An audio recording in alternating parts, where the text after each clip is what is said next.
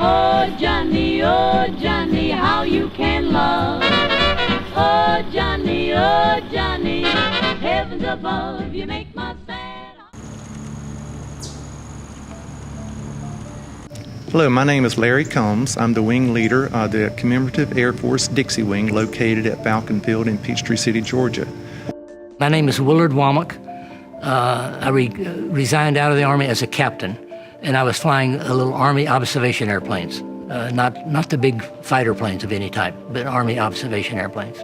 Our group is made up of about 250 volunteers, ranging in age from the early 20s to the middle 80s. Many are retired aviators, retired mechanics. Some are still active mechanics or active aviators, flying for all the commercial airlines in the area. The Dixie Wing is one of about 67 units in the United States. Our headquarters is in Dallas, Texas, and it was actually started by two gentlemen back in 1957. The first airplane that was acquired for the Commemorative Air Force is this airplane that's sitting right behind me. It's a P-51 Mustang. It was purchased from the Royal Canadian Air Force when they no longer had a need for it. So when it went on the market, these two gentlemen that started the Commemorative Air Force purchased this airplane, and we're fortunate to have it in our possession. We're a 501c nonprofit organization. The members pay dues once a year, we sell rides. Any airplane that has two seats, we sell rides in it to raise money. We have our World War II Days event in April that raises money. We take the airplanes to air shows where they pay us to bring the airplanes in, and that raises money. And that's the primary ways of our money raising activities. And one of the primary ones is selling rides in our Mustang. As I was mentioning it is very, very popular for people riding in it, people who are history-oriented, because it helped defeat Germany during the war. We have a fleet of about 7 warbirds. In the entire Commemorative Air Force, there are about around 170 or so. We have 7 of those. And we're very proud to maintain and operate them. The Commemorative Air Force and the Dixie Wing's mission is to maintain the World War II airplanes and educate the public on what role they played in the winning of World War II. We have 4 what I'd call big items, and then 3 that are trainer planes. But 4 of the big items, 2 of them were very famous during the war, very, very famous. One of them really helped defeat Germany in the war against Germany. The other one really helped defeat Japan during that war. So we have a couple of really very famous historical airplanes in our collection. None of the airplanes were ever in World War II. They were all still based here in the United States, being used as trainer planes, probably. And then when the war was over, eventually being sold to civilians. The 2 most famous ones are the dive bomber, which right now is parked outside. That was very major in winning the Battle of Midway against the Japanese.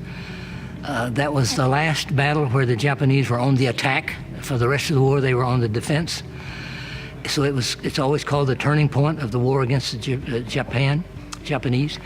And the other one is our Mustang fighter, which could escort the bombers from England all the way to Berlin and back to England and protect the bombers. And therefore the bombers were able to destroy the industry of Germany. And at the same time, it forced the Germans to send up fighter planes to try to shoot the bombers down, and our fighters could shoot them down and eventually take control of the air. So that by the time of the invasion on June 1944, we had total control of the air over Europe. I got my first interest in aviation when I was about 16 years old. I can remember on my first date, I think I took my girlfriend to the local municipal airport just to stand and wait to see if we might get to see an airplane land or take off. We might be there for 2 hours and maybe one airplane would come in. So that was back in the day when, back in the late 50s, early 60s, when there weren't that many airplanes flying, especially in West Virginia. Well, I've been an airplane nut since about 7 years old. And I flew in the Army for a few years, and I flew in the airlines for 33 years. In that time frame, I owned several airplanes. And I just love history and just airplanes in general, the way they look, the way they work, the trivia of the airplanes and the stories of the men that flew them. And when I moved here, then I found this organization and became a member. And here I've done everything from mop the floor to fly airplanes. We have an event in April, be the third weekend of April. We call it World War II Heritage Days. The hangar is empty and it's full of set up all with displays.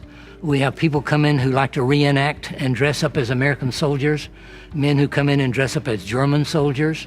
We have 3 or 4 that dress up as Japanese. We've had one time dressed up as Italian. That's the third weekend of April, and there are events going on during the day. We have reenactors come in that do the Andrews Sisters. We had Bob Hope reenactor come in one day, did Bob Hope jokes. General MacArthur shows up occasionally and makes a speech. President Roosevelt shows up occasionally and makes a speech. We have a huge dance that night and dance to 1940s jazz music. People come to the dance dressed in 1940s dress, either military uniform or civilian dress. So it's a very interesting weekend. Then our airplanes go to events around the eastern part of the United States. We just had one in Atlanta. It's now 2 weekends ago, Atlanta Warbird Weekend, and we had 4 airplanes up there. The airplane sitting outside just came back from the East Coast, where it did an air show, and then had to have some maintenance done to it, and it has just returned. The airplanes will be going somewhere this weekend to some event. So all summer, a lot of the airplanes are in and out, going to events. We have one in our hangar sitting back here that was at our event 2 weekends ago, and it's still here because they're just leaving it parked here, waiting for it to go to another event down in this part of the country. And they're so expensive to operate, it's cheaper to leave it here at no cost than it is to fly it all the way back up to Minnesota and fly it all the way back down to some event in Columbus, Georgia, or some other place. And we do that frequently with ourselves. An airplane may be going for 2 or 3 months during the summertime before it finally works through the air show circuit and gets back here. We have a fully equipped machine shop and sheet metal shop for which we make many of our own parts. For parts that are no longer available, we have people who have the skills and the talent to just look at the specs and manufacture these parts to the same spec that they were designed and built back in the 40s. So we're very fortunate to have that talent with our group. I no longer fly, and so I share my love for airplanes and the history of airplanes and the history of World War II and the men primarily in doing tours and talking to people.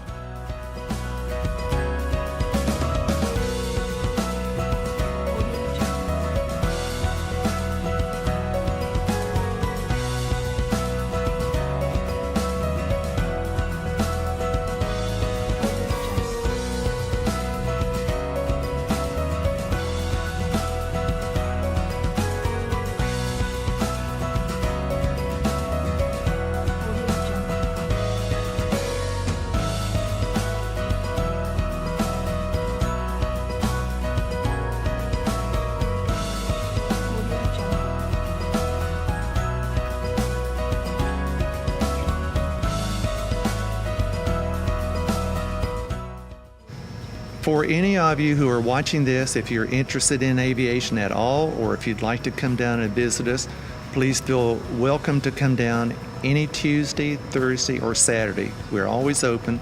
We're always glad to see people come in who want to share our thrill of just being around these airplanes.